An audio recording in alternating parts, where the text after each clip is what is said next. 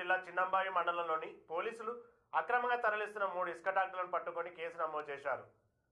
కొండూరు గ్రామానికి చెందిన ఇసుక మాఫియా రెచ్చిపోయి వాగుల్లో ఉన్న ఇసుకను అక్రమంగా రవాణా చేస్తూ పర్యావరణాన్ని సమతుల్యానికి గండి కొడుతున్నారని, రాత్రి సమయంలో ట్రాక్టర్ల ద్వారా ఇసుకను తరలిస్తుండగా పోలీసులు పట్టుకొని కేసు నమోదు చేసి దర్యాప్తు చేపట్టారు.